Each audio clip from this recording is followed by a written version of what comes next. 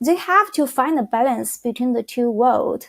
They have to learn, okay, how many things I can keep for myself from the Chinese culture, and what I can take over from the school, from the Dutch culture. They have to find out who am I, what I'm going to do, what I'm interested in, what is the expectation from my parents, what I would like to do.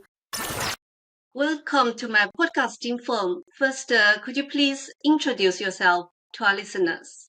Yeah, of course. First, I would also like to thank you for inviting me to be here, sharing my experience with the audience.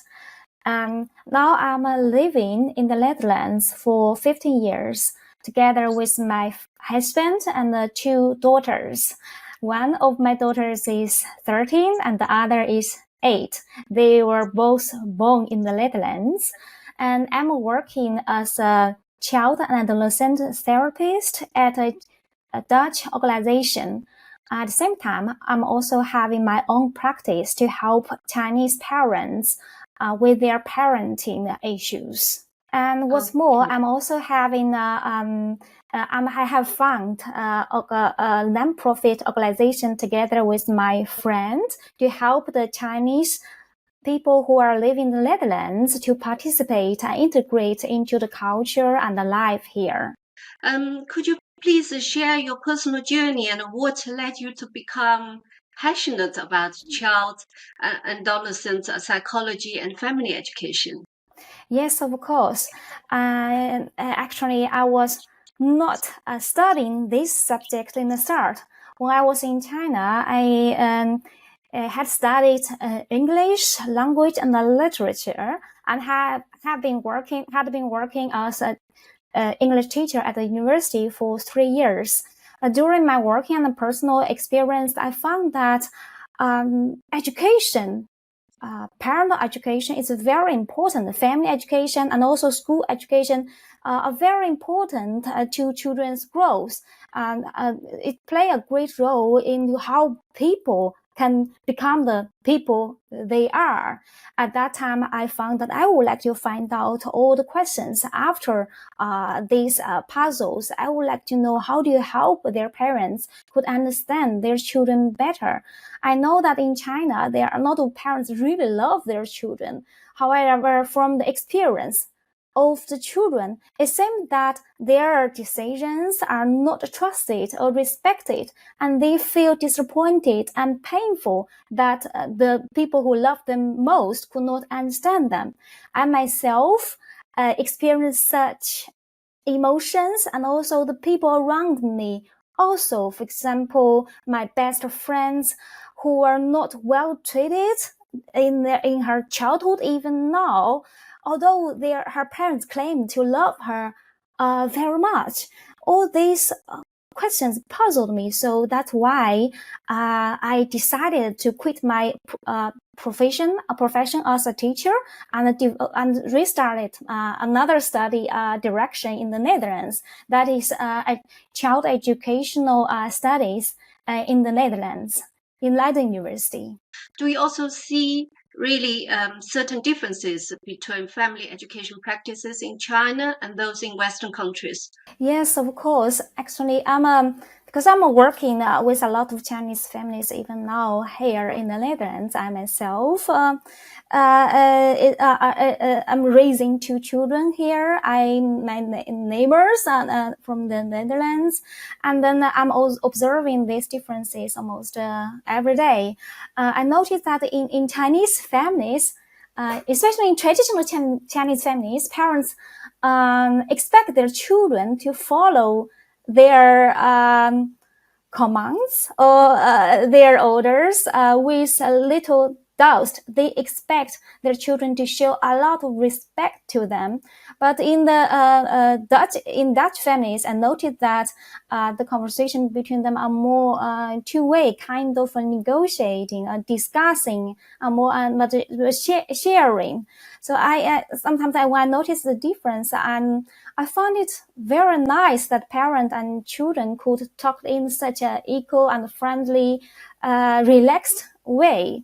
And another big difference I noticed that almost all the all the Chinese families, I will not say all, that would be too absolute. Maybe many Chinese families, Chinese parents would expect their children to excel in at school, to achieve really high school performance.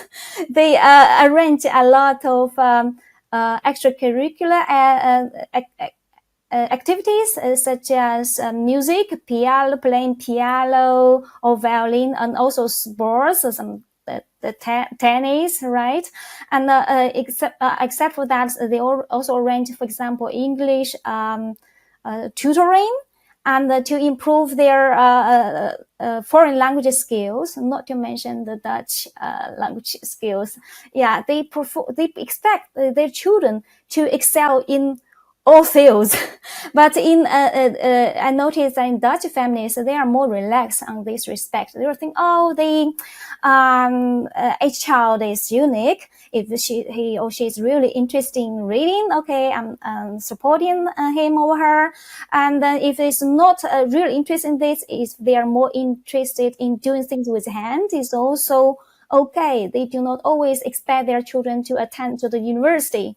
What else are called, with respect to extracurricular activities, they advocate that more free play, more free time. They would also arrange some activities for their children, such as music and the sports, but the number will not be so many as that in the Chinese families. Sometimes when my neighbor or other Dutch families heard how many extracurricular activities the Chinese children are having now, wow, their parents are really demanding, or their parents are really having a high expectation from their children.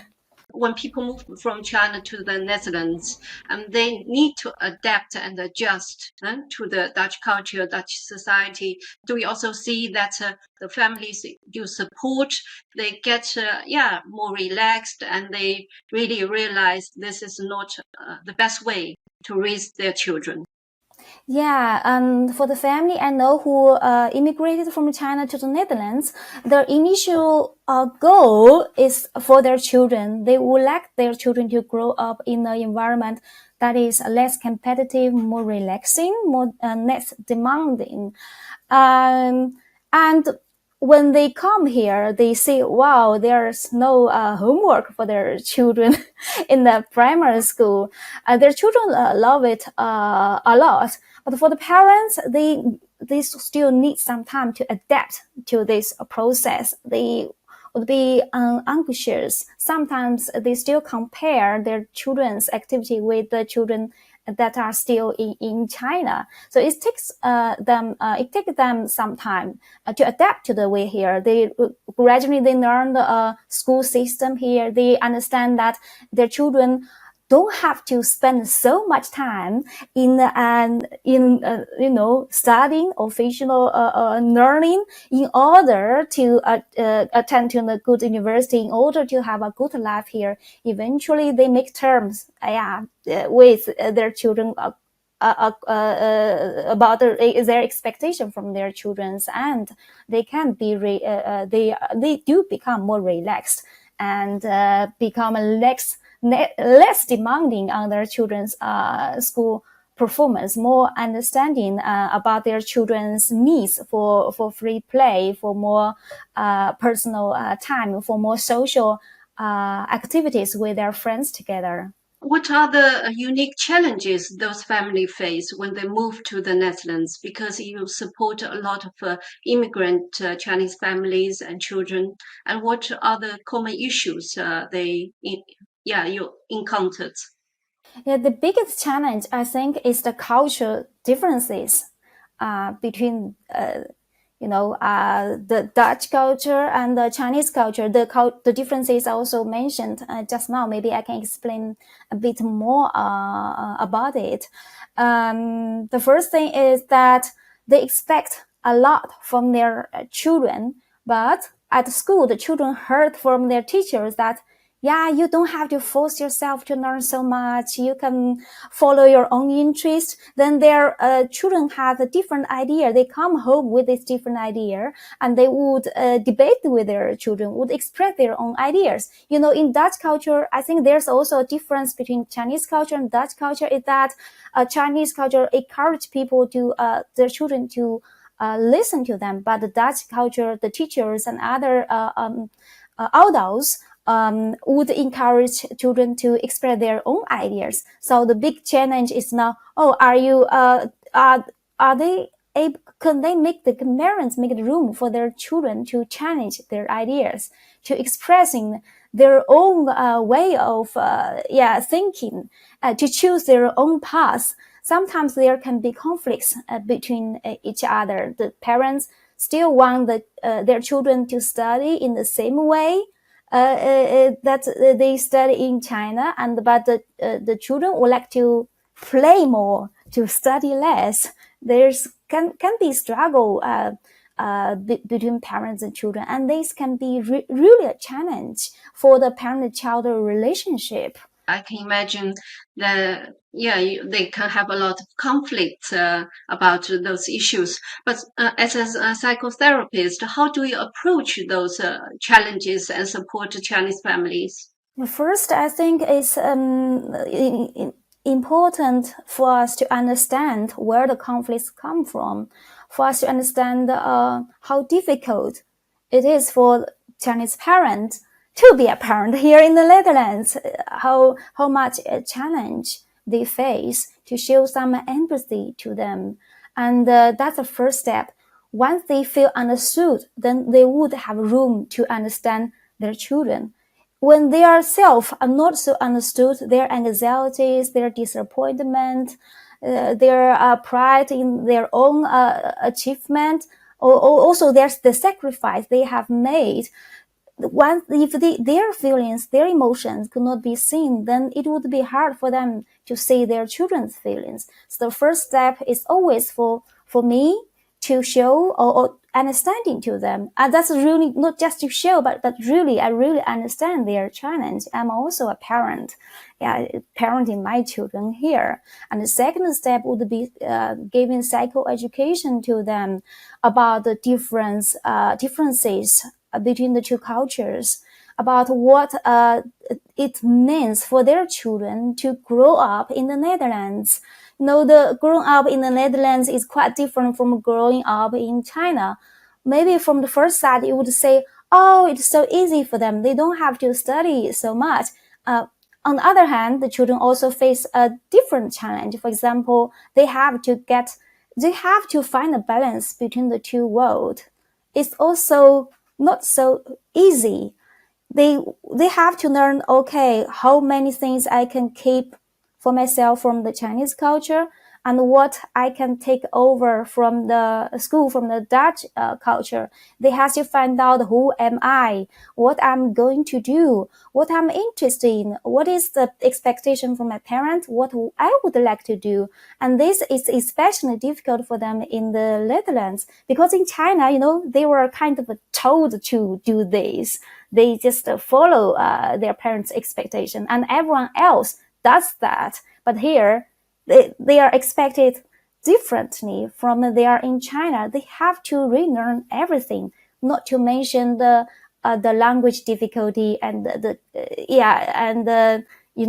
different way of thinking between the two cultures. Yeah, so interesting. And I think it's also so special because you have a Chinese background. So you can understand the parents very well, and why they have those struggles, and also the Chinese children, why they have those struggles. So you can support them as a psychotherapist. And Jinfeng, next to your work as a psychotherapist, you are also a certified trainer for the Incredible Years Parenting Training. Could you please share with us what motivated you to become an Incredible Year parent trainer? Yes, of course. Yes, I mentioned previously that at that time I would like to know how I can help parents to understand their children better. And this training is not only understand their children better, but also learn how to respond to their children so that their children would feel loved, so that their children would grow in healthily, both physically and then mentally, how their children could achieve their potential fully. And this training helps me to reach this goal. And it's also it brings to the third point I didn't mention just now with your first previous question. You mentioned what I did when I work with the Chinese parents. It's about understanding them, being empathic with them, and also do psychoeducation about cultural differences. And there's a third point. It's about to understand the developmental needs of their children better, and then give them the tools and also explain them the skills, or help train them the skills, explain them how they can respond to their children in a more appropriate way. And this training is a kind of group training that, of course, for the therapy is a more individual parent counseling, but here the training I'm able to help them, the parents, in a more efficient way for families that are not dealing with such a huge challenge. This training during this training, I help the parents understand why child exhibit these behaviors. For example, when the children are at 2 years old, they would say, no, I don't like it, I would like that. Some parents would say, no, you must play in this way, or you must put on this type of clothes. When the children reject them, they may feel rejected or frustrated. They may think the children are doing this personal against them. But with this training, will help them children to understand, okay, it's of their own growth needs. They need to be individual, independent person. They in this way, they show what they like and what they dislike. If parents can understand this, then they will feel less frustrated. They will find the ways that can combine find a balance between the needs of both of their children and themselves. And there are a lot of useful tools that parents can learn from this training. For example, following the child during playing. And then some parents would like to direct the play, want the children to do what they want the children to play. But through following the play, they find, the children are playing more happily with more imagination, and they feel also more relaxed, and they feel also more satisfied in the interaction. In this training, we also use role play to help to increase parents' empathy for their children. Some parents play the role of child. So during the play, when the parents are playing the parents praising them, they feel so happy. But when the parents are playing the parent role that reject them, they feel so frustrated and so unloved. Then in this way, the parent could understand their own children better. It's motivate them to adjust their own parenting behavior. And in your experience, how do Chinese parents respond to the idea of seeking external support or parental training? Because I think for many Chinese, when they struggle, some people also feel quite ashamed to ask for help. How do you encourage them to ask for support to really change the family dynamic? Yeah, it's a very good question. Well, our culture is relatively a bit closed in the eyes of Western people. They think we do not easily seek help when we need that. I guess it also has something to do with our own culture. We advocate solving our problems independently. We don't want to bring burden to other people. We may also think it's a shame that we are not parenting raising up our children very well. We would see regarded as a failure as parents if we seek help. It's indeed impedance for parents, Chinese parents, to seek help. And in that case, I would like to share with the parent that seeking help is not a weakness. Just to the opposite is a strength. And sometimes when you struggle on yourself alone, it may take longer, it may cost you more effort. And then if you seek help, it would be better for both yourself and your children, and the problem will be solved more efficiently. Sometimes I also write articles, psychoeducational articles, to explain to parents what kind of help they can seek.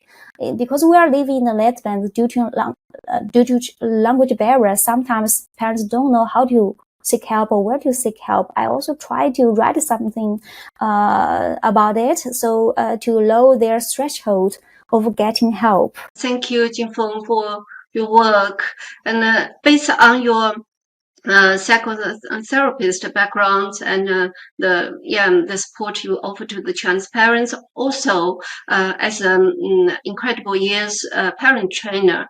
And what are the most critical skills and qualities do you think the parents should develop to be effective caregiver and raise happy, especially well adjusted children in today's world? Because our world is very demanding.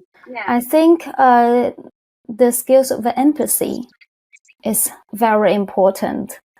To be able to understand their children's feelings and their thoughts, their plans, their intentions, to be there with their children, to support them to face all the challenges, and also to be proud of their children's achievement is really important. As you have said, this society is a demanding society. People expect you to do a lot, to work hard, to be successful in the society. So children are experiencing stress from an early on age. And due to their age and the immaturity of their brain, they are not yet able to cope with this stress alone. And they need the support of their parents to deal with the stress, and also to develop their own skills of dealing with the stress more efficiently. And all this could not be separated from the empathy from their parents. Or if the parent can be empathetic, can be there to understand them, to support their decisions, and when they face difficulties, to solve the problems together with them, to teach them problem-solving skills. And then I believe children will be able to face all the challenges they are going to meet in this world.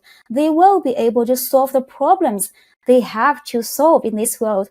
After all, problems are inevitable in this society, in this world. No one can live in a world free from problems, free from challenges. That's really, really so important. Thank you for sharing this, these tips for the parents and the skills they need to develop. Empathy is really, I think, the foundation for everything. When you are sharing your experiences, you are so passionate about what you do, and you're also passionate about helping others, and that's why you founded. Together with another girlfriend of you, the Foundation Intercultural Participation of Chinese Families in the Netherlands. And in those years, you have been doing a lot of things for the Chinese families in the Netherlands to support them. What inspired you to establish this foundation and to support the Chinese families? Yeah, I love this question. It brings me back to the year when I had the idea of founding this foundation. That when I was still working, when I started work as a therapist. That before that, I worked as a parent trainer, parent counselor. and then later on I worked as a therapist.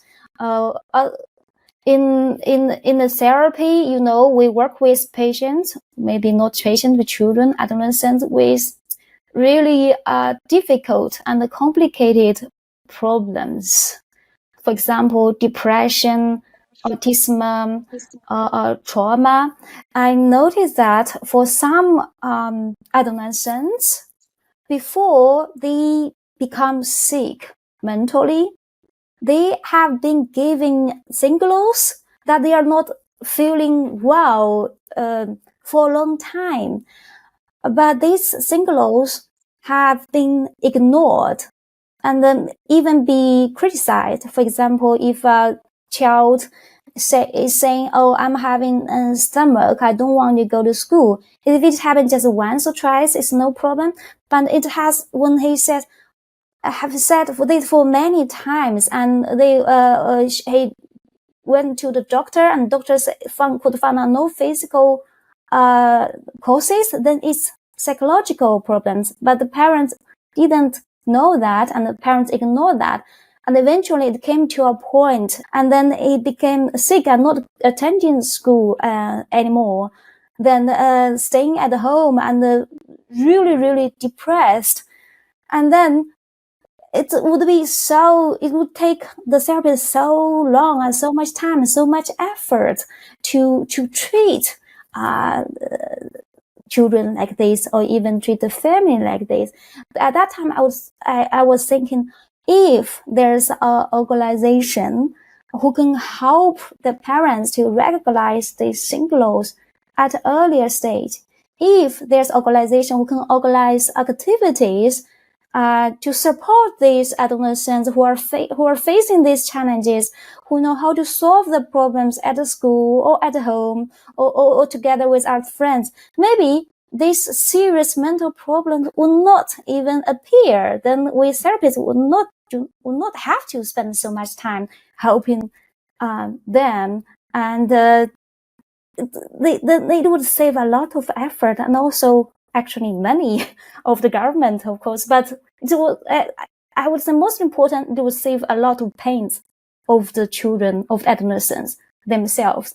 It's really painful for us to say, for me to say, people like who are children who are landed in this situation. I think it will be even more painful for the children themselves to be in that serious situation. They were hopeless, helpless, and they could say no way out.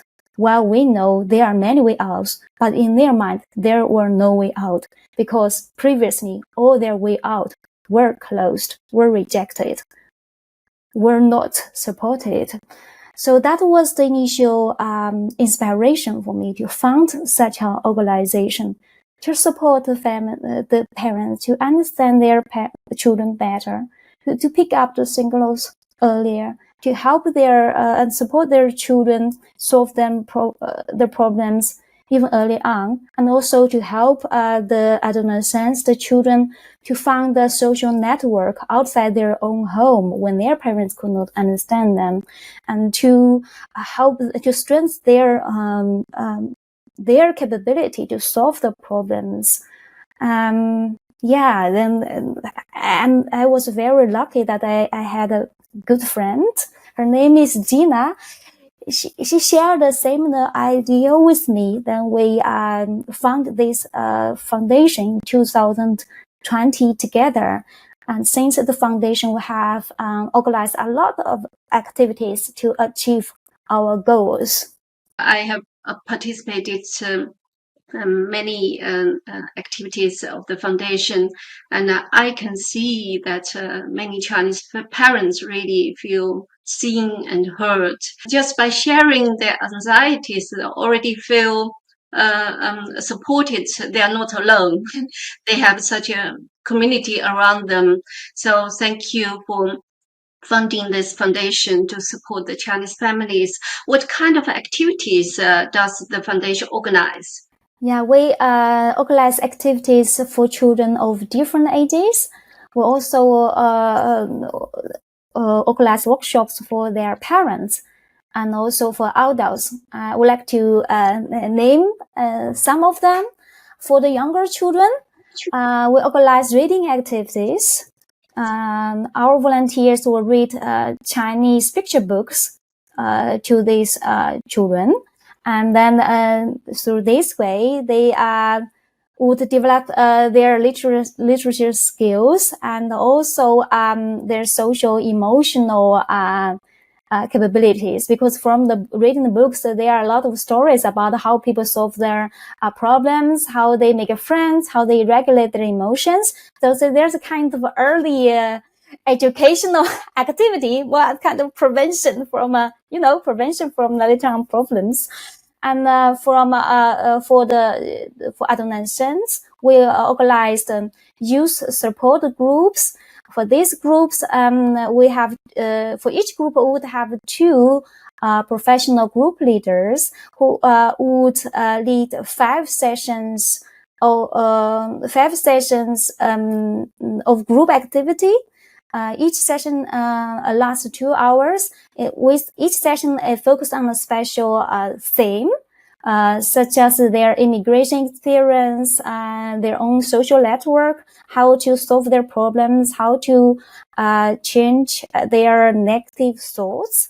And with this group activity, it helps the youth to strengthen their self-identity in China, and also to share their immigrants' experience to heal the possible traumas in their mind. Sometimes immigration can be traumatic for children, especially when this immigration is not volunteer, is kind of forced by their parents.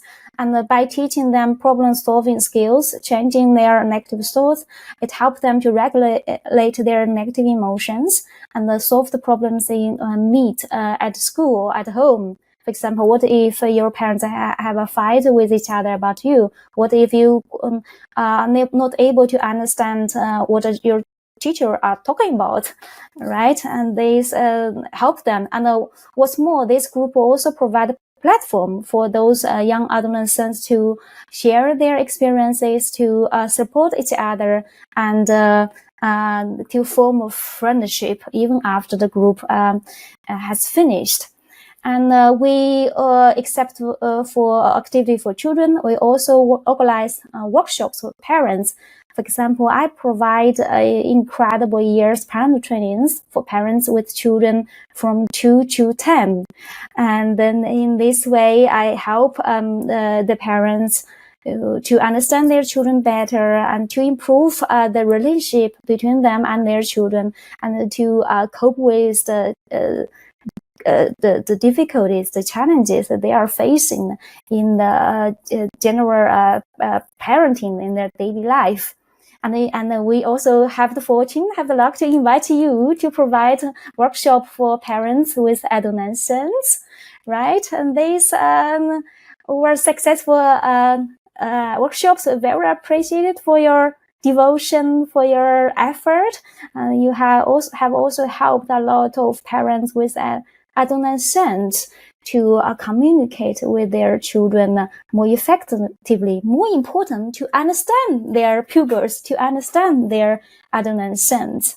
I think it's also very important. Except for this, each year we organize a very big event. We call it the Chinese Mental Health Festival or Health Day. On this day, we would invite professional therapists and counselors, psychological counselors, to give workshops on different topics, such as emotion regulation, effective communication with others, and sexual education, and stress reducing, mindful skills, and parenting skills. To invite adults from all walks of life to experience these workshops, to get closer to the psychology, to experience the benefits of psychology. In this way, they will not find the psychology so mysterious. They will not think, okay, it's shameful to seek help. They will say, oh, actually, it's very close to our life. It's very common. It's not such a hard thing to be open and to get help. And the Chinese Mental Health Day this year would be on 1st October. I sincerely invite the Chinese people who are living in the Netherlands come to this activity, to choose one workshop that you are interested in, to experience it, to benefit from it, to help you to reduce your stress, to help you to regulate difficult emotions you would inevitably experience in your life if you are parents, and also welcome to our parenting workshops. I believe you will not live with disappointment. You will be happy with that you are here. Yeah. Yeah, this mental health day is really filled with many nice, exciting workshops, and people can register through a link, I think, of the foundation. I will put it in the show notes. So, yeah, dear listeners, if you are listening and you speak Chinese and you are interested, we just invite you to join us, and also to share our stories and to feel connected with other people, because we all share the same anxiety, same problems, and same struggles. I think when we come together to share it, you will feel supported also by other people. And Jinfeng, if you look ahead, what are your aspirations and goals for the future of the foundation, and how can people support the foundation? Yeah, we looking ahead. We hope that we can help even more people, more parents in the Netherlands, more children in the Netherlands. Now we are our working area is mainly in the Amsterdam region, not in Den Haag, and big cities, right? Like Utrecht. We hope we can reach people in other cities as well. And in this case, we really need support from our community and also from the Dutch society. This support can be different forms, can be donation, so that we would have funding to invite professional counselors or professional people to help the children and the parents. It could also be in the form of working as a volunteer. We really need good people to work together with us. You know, helping people also costs a lot of time and effort and love. We really welcome people who have the passion, the love for children and the families to join us, to work together to achieve this goal. Our team is now a small team, but it's really warm, and yeah, I love this team, and I hope we can extend this team. We hope we can work with more people who share the same passion, same love, and the same energy. Yeah, if you are interested to help us, please contact us. I think I'm going to share the website with you, May, and also our WeChat official account link with you, so people know where to find us, know how can help us, how can join us. Yeah. Yeah, I will do that. I will share the link in the podcast show notes and YouTube show notes. Just as a volunteer, I can speak from my own experience. Supporting the foundation has really enriched my life. I felt such great energy from the Chinese parents, also to learn and to grow. So I can recommend this really to many people, and to be a volunteer, to get involved with the foundation. Really, I think as a community, if we can work together and support each other in such a way, we can light up the world and help so many children to get him to become happier and help so many parents and so many families to not struggle so long and to really live a happy and healthy life. And thank you, Jinfeng, for sharing your stories. And thank you so much for taking the time to speak with me today. And how can people find you and connect with you? I have a LinkedIn profile, so people can leave message to me or connect to me through LinkedIn. I also have my own WeChat official account. That's called in Chinese 凤凰在荷兰. Means Phoenix Hope in the Netherlands. Phoenix Hope is also the name of my practice. You know, Phoenix have a very good meaning in our Chinese culture. It means the hope of parents in their children, and hope, you know, we have so much hope for our children. But I would like to, through this name, I would like to encourage and nourish the hope, not just in children, but also in our own life, in the society, in this community. Together, we will be able to create a more harmonious society for everyone, for ourselves, for our children, for our generations, even ongoing generations. Thank you, Jinfeng. I will put also your WeChat official account link in the show notes so people can connect with you. Really, thank you so much for your time and for sharing your stories. I really enjoyed this conversation. Yeah, I enjoyed it as well. And again, thank you a lot for inviting me to join your podcast. Thank you very much for listening to Our Cultures and Our World podcast. If you enjoyed today's episode, please take a moment to leave a review on your podcast platform and share the podcast with other people. In this way, you will help me reach more listeners. By subscribing to this podcast on YouTube and other platforms, you will never miss an episode. I also love to hear from you. Please share your thoughts, questions, and feedback by sending email to mei@ibo.com, mei@iibboo.com, or connecting with me on LinkedIn or Instagram under MEIYANG. If you want to learn more about how I facilitate intercultural collaboration and the kindness projects I support, be sure to visit my website at ibo.com, iibboo.com. As a podcast dedicated to fostering cross-cultural connections, I believe that every story shared is a step towards a more united world. Thank you for supporting my mission and joining me on this journey.